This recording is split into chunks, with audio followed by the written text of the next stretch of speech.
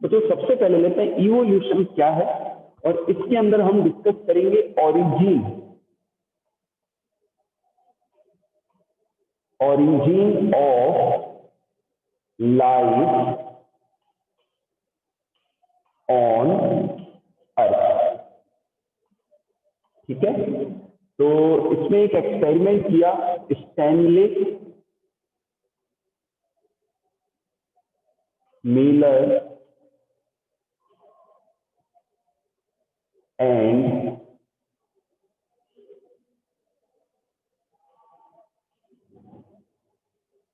Herald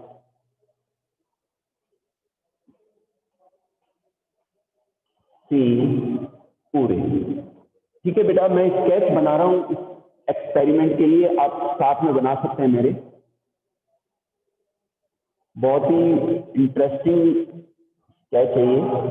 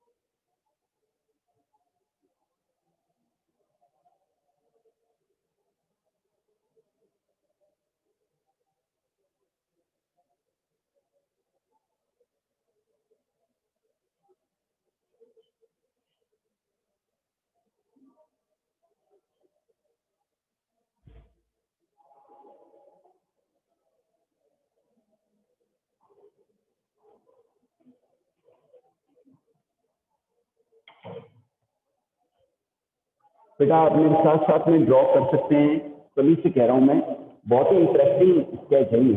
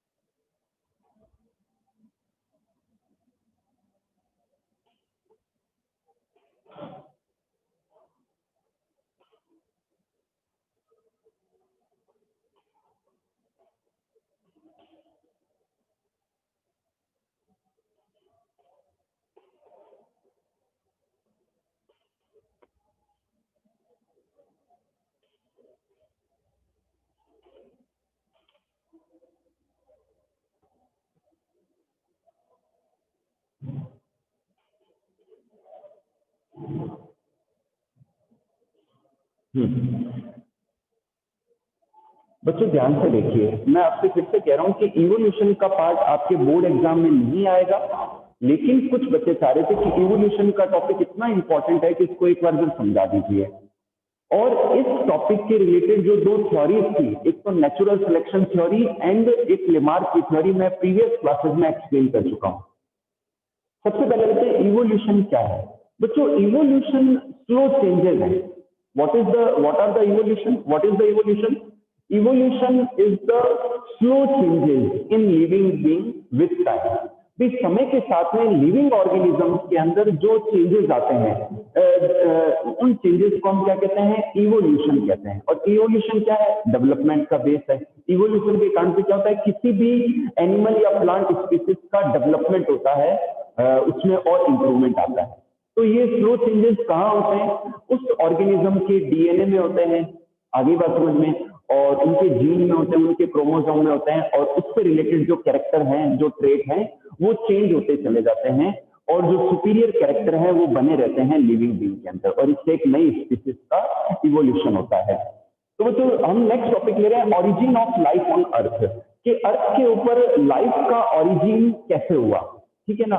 तो ऐसा माना जाता है कि जो अर्थ है, इनिशियली जो अर्थ है वो एक गर्म गोले के रूप में थी, एक स्फीयर के रूप में थी, जहां पर बहुत ज्यादा हाई टेम्परेचर था, 800 डिग्री सेंटीग्रेड तक, और सब कुछ गैसियस फॉर्म में था, ठीक है।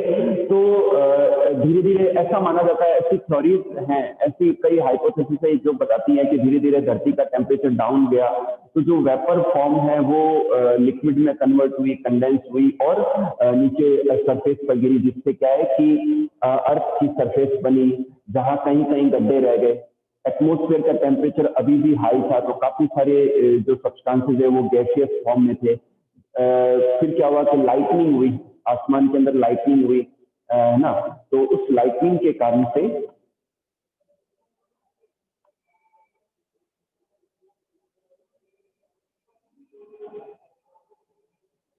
उस लाइटनिंग के कारण से क्या हुआ कि जो डिफरेंट गैसेज हैं उनकी आपस में रिएक्शन हुई, ठीक है ना। तो उन रिएक्शन की वजह से कई सारे बायोमोलिक्यूल्स बने, और इन बायोमोलिक्यूल से पहले जो है सेल ऑर्गेनेलीज बने।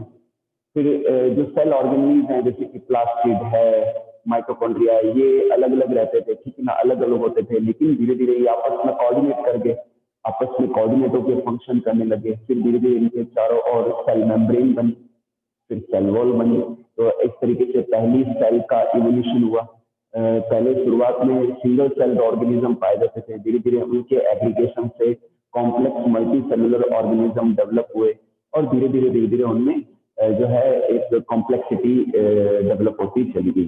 तो लास्ट क्लास में जब आपने क्लास 9 में डाइवर्सिटी चैप्टर को समझा था, तो उसमें मैंने आपको मैंने एनिमल फाइला के बारे में समझाया था कि कैसे जो कोरीफेरा है वो सिंपलेस्ट है, फिर जो सिलेंट्रेट हैं थोड़े मैच्योर, थोड़े डेवलप हैं, फिर उसके बाद में टीनोफोर, और फिर प्लेटी एलिमेंट जो है और डेवलप है, और जो हायर एनिमल है वो पूरी तरीके से डेवलप होते हैं, उनमें ऑर्गन सिस्टम लेवल का ऑर्गेनाइजेशन पाया जाता है।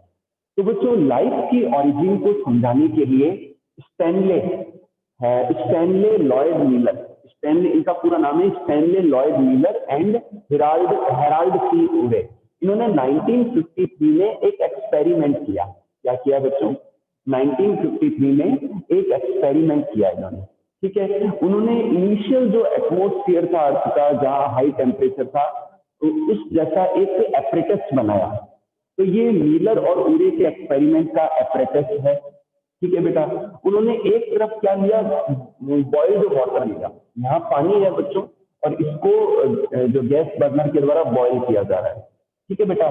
तो इसकी वजह से जो वेपर है वो यहाँ से आ रही है, ठीक है।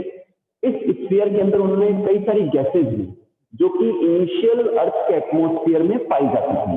तो ये गैसेज कौन कौन सी हैं? Hydrogen, methane, ammonia and water vapour. ये वेपर के फॉर्म में एटमोस्फियर में पाई जाती थी, और यहाँ इन्होंने इलेक्ट्रॉन लगाए, सॉरी इलेक्ट्रोड लगाए। तो यहाँ से जो बॉइल्ड वाटर है वहां से वाटर की वेपर यहाँ आती है, ठीक है बेटा। और बाकी गैसेज इन्होंने ली, और यहाँ पर बच्चों ये कंडेंसर है, कंडेंसर समझते हो, जो गैस को लिक्विड में बदलता है, ठीक है। तो उन्होंने क्या किया, इस कंडेंसर के अंदर यहाँ से कोल्ड वाटर, ठंडा पानी भेजा, और यहाँ से वापस पानी को बाहर निकाला, ठीक है। तो ये गया कंडेंसर। अब क्या किया इन्होंने, इलेक्ट्रोड के द्वारा इलेक्ट्रिक डिस्चार्ज दिया। तो इलेक्ट्रिक डिस्चार्ज देने से क्या हुआ कि ये जो चारों गैसियस फॉर्म में जो कंपोनेंट है, hydrogen, methane, ammonia and water vapour, इनकी आपस में रिएक्शन हुई, ठीक है। और उस रिएक्शन के बाद में एक नया गैसियस सब्सटेंस बना, और ये गैसियस सब्सटेंस जब यहां से मूव करने लगा तो इस कोल्ड वाटर की वजह से वो लिक्विड में बदल गया, ठीक है। और ये लिक्विड फॉर्म यहाँ पर एक्यूमुलेट हो गया, ठीक है बेटा। तो यहाँ जो लिक्विड मिला, उस लिक्विड को जब एग्जामिन किया गया, मीलर और उरे ने जब एग्जामिन किया, तो इसमें क्या क्या पाए गए बच्चों? शुगर, नाइट्रोजन बेस,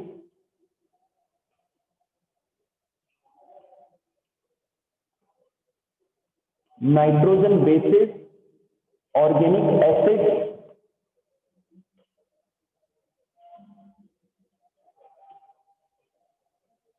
ठीक है बेटा।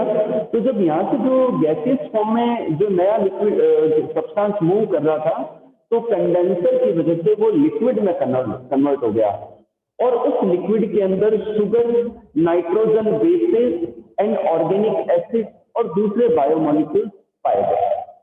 तब मीलर और उरे ने कहा कि यही सब तो सेल के अंदर होता है, हमारी सेल के अंदर भी तो यही है, sugar, nitrogen base, DNA, RNA और अदर टाइप के जो बायोमोलिक्यूल्स पाए जाते हैं। तो उन्होंने बताया कि जरूर शायद इसी तरीके से लाइफ का ओरिजिन हुआ था अर्थ के ऊपर। इसे हम केमिकल इवोल्यूशन भी कहते हैं। पहले बायोमोलिक्यूल्स बने, उन बायोमोलिक्यूल्स से सेल ऑर्गेनेलीज बने, सेल ऑर्गेनेलीज के आपस में कोऑर्डिनेट होने से सेल बनी, ठीक है ना। धीरे धीरे सेल, सिंगल सेल से मल्टी सेलुलर ऑर्गेनिज्म बने, और फिर मल्टी सेलुलर ऑर्गेनिज्म में और डेवलपमेंट आता चला गया। ओके बेटा, तो ये कंसेप्ट समझाया था स्टैनली मीलर एंड हेराल्ड सी ओरे ने।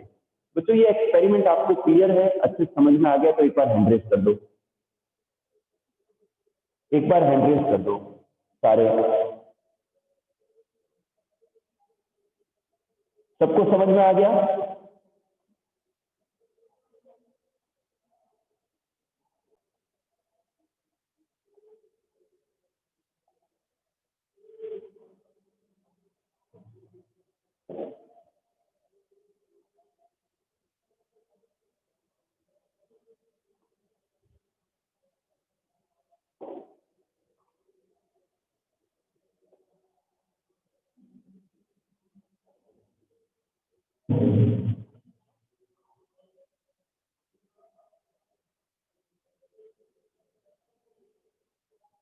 नेक्स्ट टॉपिक है स्पेशिएशन,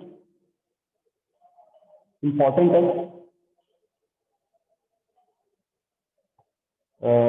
रिप्रोडक्टिव आइसोलेशन, रिप्रोडक्टिव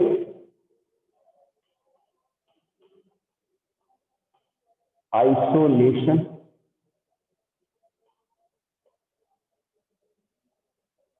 ठीक है। और इसके क्या क्या कारण है? Physical barrier,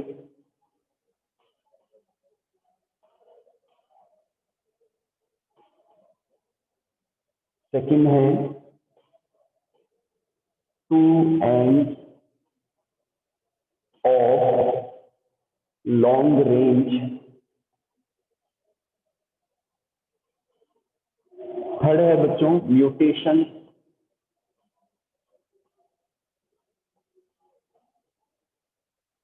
mutation, and fourth is the genetic drift.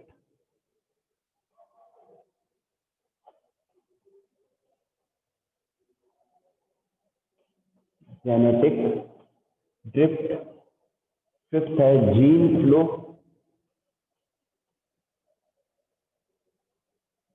And natural selection. Six क्या है? Natural selection.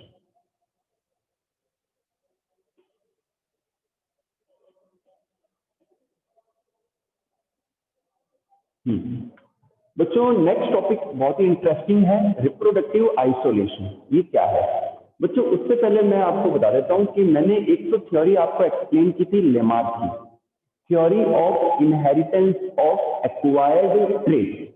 ये दिया था लेमार्क ने, जो कि रॉन्ग कंसेप्ट था।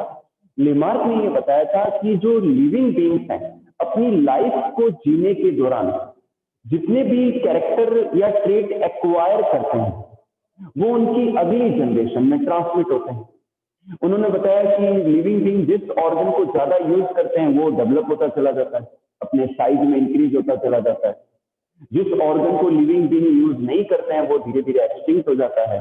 तो ये कुछ कंसेप्ट दिए थे लेमार्क ने। ये रॉन्ग कंसेप्ट थे, क्योंकि अगर ऐसा होता तो हमारी जो आंखें हैं वो बहुत बड़ी हो जानी चाहिए थी, हमारा ब्रेन है उसका साइज भी बड़ा हो जाना चाहिए था, क्योंकि हम काफी सालों से उसको यूज कर रहे हैं, ठीक है ना। तो ये कंसेप्ट रॉन्ग था। ऑगस्ट वीजमान ने ये बताया था कि जो ट्रेट हमारे जर्म प्लाज्म से, यानी कि जो हमारी रिप्रोडक्टिव सेल्स होती हैं उनके अंदर जो जीन है, क्रोमोसोम है, उनसे कंट्रोल होते हैं, वो अगली जनरेशन में जाते हैं। ठीक है। एनवायरमेंटल चेंजेस की वजह से, एटमॉस्फेरिक चेंजेस की वजह से हमारे अंदर कुछ चेंज आ भी रहा है अगर स्किन के कलर में या किसी और कैरेक्टर में, तो वो अगली पीढ़ी में ट्रांसमिट नहीं होता है। ठीक है, ये तो एक थ्योरी थी। एक और थ्योरी मैंने समझाई थी आपको रॉबर्ट डार्विन की। रॉबर्ट डार्विन ने नेचुरल सिलेक्शन की थ्योरी दी थी, इसे हम सर्वाइवल ऑफ द फिटेस्ट भी कहते हैं। इन शॉर्ट मैं आपको समझा रहा हूं, डार्विन ने यह बताया था कि जितने भी लिविंग बीइंग हैं अपनी लाइफ जीने के दौरान उनके बीच में कंपटीशन होता है, संघर्ष होता है, फूड के लिए, रहने के स्थान के लिए, ठीक है, और कई सारी जो सर्विसेज हैं उनके लिए, ठीक है ना। और इस कंपटीशन के अंदर जो सुपीरियर एनिमल होता है, जो सुपीरियर ऑर्गेनिज्म होता है, वो सरवाइव करता है, ठीक है, और जो इंफीरियर है, कमजोर है, वो सिस्टम से धीरे धीरे रिमूव हो जाता है। और ये थ्योरी इतनी परफेक्ट है बच्चों कि ये लाइफ के हर सेक्टर में अप्लाई होती है। आप इसको बिजनेस के सेक्टर में भी अप्लाई कर सकते हो कि आज मार्केट के अंदर इतने कई सारी कंपनीज आती हैं और सब अपने प्रोडक्ट को लॉन्च करते हैं, अपने प्लान को एग्जीक्यूट करते हैं, लेकिन सर्वाइव कौन करता है? कौन सी कंपनी सर्वाइव करती है? जिसका प्लान ज्यादा बेटर है, जिसके प्रोडक्ट ज्यादा बेटर है, जिसकी सर्विसेज ज्यादा बेटर है, जिसकी इंटेलिजेंसी ज्यादा बेटर है, वो बिजनेसमैन या वो कंपनी सर्वाइव करती हैं, वो अपने आप को मेंटेन रख पाती हैं, और जो कमजोर है, जिनका कंसेप्ट, वो धीरे धीरे रिमूव हो जाते हैं। तो ये नेचुरल सिलेक्शन की थ्योरी दी थी चार्ल्स रॉबर्ट डार्विन ने। अब बच्चों एक नया टॉपिक लेते हैं, स्पेशिएशन। स्पेशिएशन को मैं हिंदी वर्ड बताऊं आपको, जल्दी समझ में आएगा। जाति उद्भवन। स्पेशिएशन का मतलब नई जाति का बनना, द फॉर्मेशन और development of the new species, this is called speciation. Okay बेटा, तो ये कैसे होता है? डार्विन के अकॉर्डिंग के जो नए नए चेंजेस आते हैं और जो सुपीरियर चेंजेस होते हैं वो उस जाति को बने रहते हैं। नेचर मतलब नेचर खुद सिलेक्ट करती है किसको? सुपीरियर को, जो बेस्ट है उसको नेचर खुद सिलेक्ट करती है, इसे हम नेचुरल सिलेक्शन कहते हैं। तो स्पेशिएशन इसी तरीके से होता है कि जो नए गुण हैं, अच्छे गुण हैं, वो बने रहते हैं, वो स्पीसीज बनी रहती है, और धीरे धीरे एक न्यू स्पीसीज का इवोल्यूशन हो जाता है। तो द फॉर्मेशन एंड और development of new species is called speciation. Next होता है रिप्रोडक्टिव आइसोलेशन। रिप्रोडक्टिव का मतलब क्या होता है बच्चों? रिप्रोडक्शन मतलब जनन, ठीक है।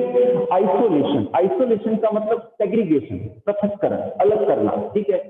मतलब किन्हीं एक ही स्पीसीज के दो एनिमल या दो ऑर्गेनिज्म का आइसोलेट हो जाना, उनमें आपस में रिप्रोडक्शन ना होना, ठीक है ना।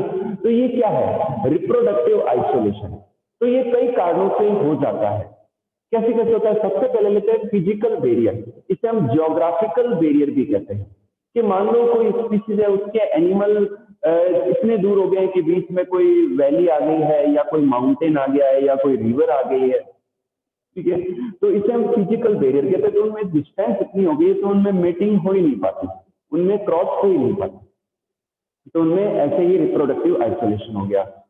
सेकंड लेते हैं हम two ends of long range, यानी कि मान लो ज्योग्राफिकल एरिया तो एक ही है, लेकिन उस ज्योग्राफिकल एरिया के एक होने के बावजूद भी जो एनिमल हैं वो इतने दूर हैं कि वो मिल ही नहीं पाते, क्रॉस हो ही नहीं पाता इनमें। जैसे मान लो बीकानेर के अंदर एक तो ये किनारा हो गया, मान लो गंगासागर का एरिया हो गया, यहाँ पर कोई डॉग है, और जो बीकानेर डिस्ट्रिक्ट है उसका एकदम दूसरा किनारा, वहां पर कोई दूसरा फीमेल डॉग है, यहाँ मेल है, वहाँ फीमेल डॉग है।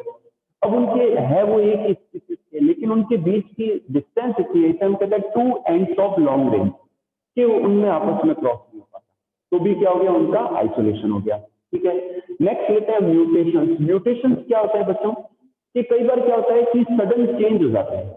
हम किसी एनिमल में जो है उनके डीएनए के अंदर, उनके जीन या क्रोमोसोम के अंदर कुछ अचानक ऐसे चेंजेस आ जाते हैं जो कि परमानेंट होते हैं, और उस चेंजेस की वजह से कुछ डिफरेंस आ जाता है उस एनिमल के अंदर, और वो अपनी ही स्पीसीज के एनिमल से क्रॉस करने लायक नहीं रहता या नहीं करता, उसका बिहेवियर चेंज हो जाता है।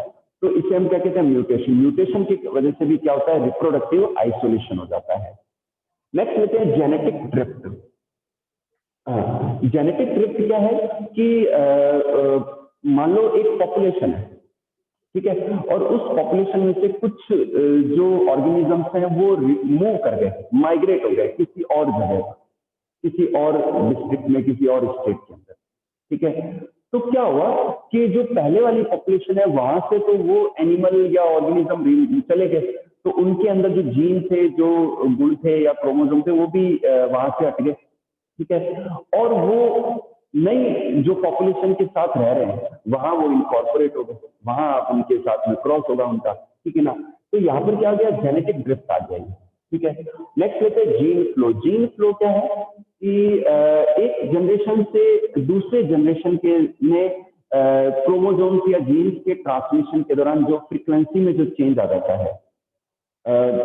बच्चों मैं एक बार अपनी बात को यही रोकूंगा, एक बार थोड़ा सा रिवर्स बता दिया मैंने।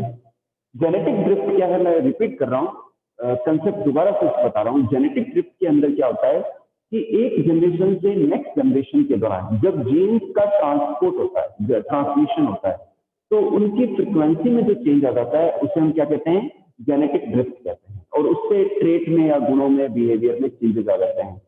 नेक्स्ट लेते हैं जीन फ्लो। जीन फ्लो क्या है कि मान लो आज आपका परिवार है, मान लो आपकी पॉपुलेशन या मेरा समाज है, मान लो, है ना, और मान लो मेरी जो फैमिली है, मेरी फैमिली अपने सोसाइटी से निकल के मान लो मुंबई शिफ्ट हो गई या दिल्ली शिफ्ट हो गई। ठीक है, और परमानेंटली शिफ्ट हो गए, तो क्या हुआ, हमारी जो सोसाइटी है यहाँ से हम रिमूव हो गए और वहां मूव कर गए, तो हमारे अंदर जो जीन थे, हमारे अंदर जो क्रोमोसोम थे, वो भी यहाँ से हट गए।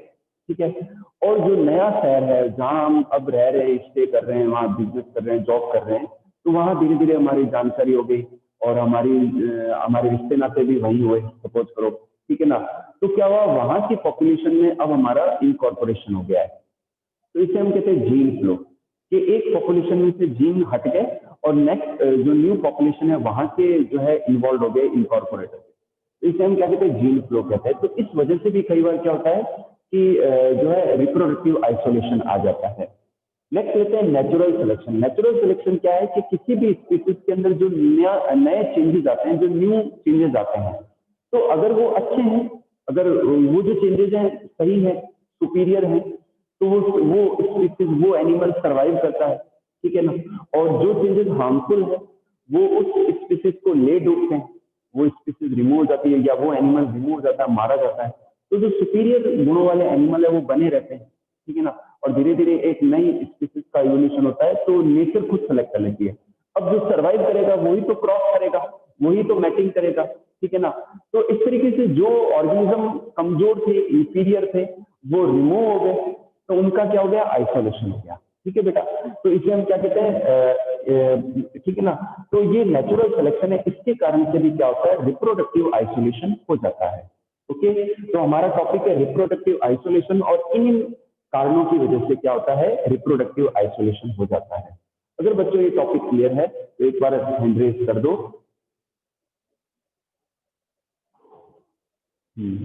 अगर बच्चों ये टॉपिक क्लियर है तो एक बार हैंड रेज कर दो।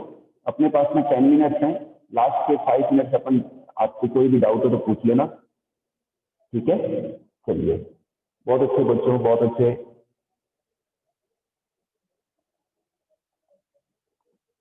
हाँ, अब बच्चों नेक्स्ट लेते हैं अपन इवोल्यूशन एंड क्लासिफिकेशन।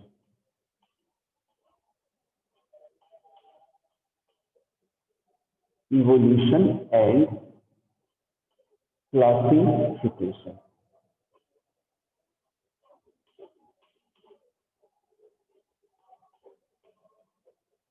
एक तो ये है बच्चों, और एक है एविडेंसेस ऑफ इवोल्यूशन।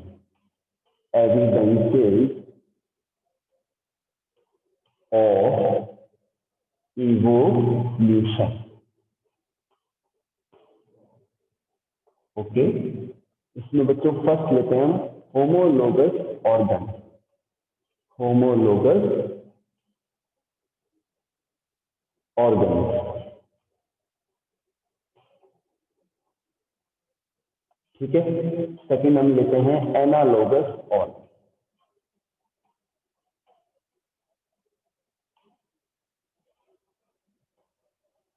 पहले अपन ये डिस्कस कर लेते हैं। बच्चों ध्यान से देखिए, इवोल्यूशन एंड क्लासिफिकेशन। बच्चों श्योरली इवोल्यूशन एंड क्लासिफिकेशन ये दोनों इंटर लिंक्ड है। मैंने आपको एक टर्म समझाई थी लास्ट क्लास में, फाइलोजेनी। फाइलोजेनी क्या है? The study of evolutionary history of animals और ऑर्गेनिज्म, ठीक है ना, कि डिफरेंट जो एनिमल्स हैं उनके इवोल्यूशन की हिस्ट्री को यदि हम पढ़ते हैं तो उसे हम क्या कहते हैं? फाइलोजेनी कहते हैं।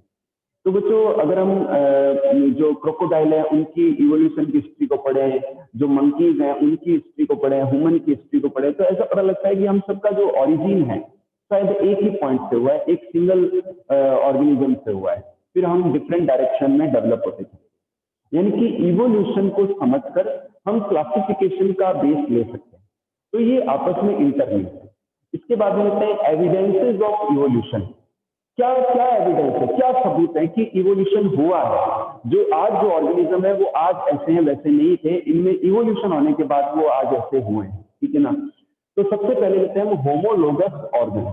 बच्चों होमोलोगस ऑर्गन उन्हें कहते हैं कि जिनकी स्ट्रक्चर सेम है, जिनकी ओरिजिन सेम है, लेकिन जिनके फंक्शंस डिफरेंट है, ऐसे ऑर्गन्स को हम क्या कहते हैं? होमोलोगस ऑर्गन्स कहते हैं। तो बच्चों मैं कुछ एग्जांपल्स मैंने पॉइंट आउट किए हैं। ये एग्जांपल्स मैं आपको बता दूं, जैसे कि fore limb of horse, horse के fore limb, wings of bat and paw of a cat. बच्चों ये तीन एनिमल हैं। इसके अलावा एक और एग्जांपल है fore limbs of frog, lizard, bird and human. इन सब एनिमल्स की क्या खास बात है कि इनके जो फॉरलिम्स हैं उनकी स्ट्रक्चर सेम है, उनकी ओरिजिन सेम है, उनमें जो पाई जाने वाली जो बोन्स हैं वो भी सेम है, लेकिन इन सबके फंक्शन डिफरेंट है अकॉर्डिंग टू देयर नीड। उनकी नीड के अकॉर्डिंग उनके फंक्शन डिफरेंट है। तो ऐसे ऑर्गन्स को हम क्या कहते हैं? होमोलोगस ऑर्गन्स कहते हैं। जैसे जैसे हमारे हाथों में जो बोन्स है वही अगर हॉर्स के अंदर है, फ्रॉग के अंदर है, लिजर्ड के अंदर है, इट मीन हम सबका ओरिजिन एक ही पॉइंट से हुआ है, लेकिन हमारे फंक्शन जो है हमारे फॉर्मिंग्स के अलग अलग है। तो एक तो ये बेस हो गया। सेकंड हम लेते हैं एनालॉगस ऑर्गन। बच्चों एनालॉगस ऑर्गन उन ऑर्गन्स को कहते हैं जिनकी ओरिजिन सेम नहीं है, जिनकी स्ट्रक्चर या बोन्स भी सेम नहीं है, लेकिन जिनके फंक्शन सेम है, उन्हें हम क्या कहते हैं? एनालॉगस ऑर्गन्स कहते हैं। फॉर एग्जांपल बच्चों, एग्जांपल के तौर पर विंग्स ऑफ इंसेक्ट, इंसेक्ट के विंग्स, बैट के विंग्स एंड बर्ड्स के wings, insect, bats and birds, इन सबके विंग्स का फंक्शन सेम है, उड़ना, फ्लाइट करना, ठीक है ना, लेकिन इनकी इंटरनल स्ट्रक्चर डिफरेंट है एकदम। तो ऐसे ऑर्गन्स को हम क्या कहते हैं? एनालॉगस ऑर्गन्स कहते हैं। क्या कहते हैं? एनालॉगस ऑर्गन्स कहते हैं। तो बच्चों रिमेनिंग टॉपिक अपन कल की क्लास में डिस्कस करेंगे, ठीक है।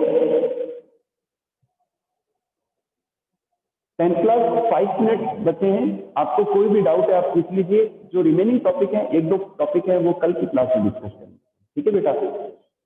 चलिए।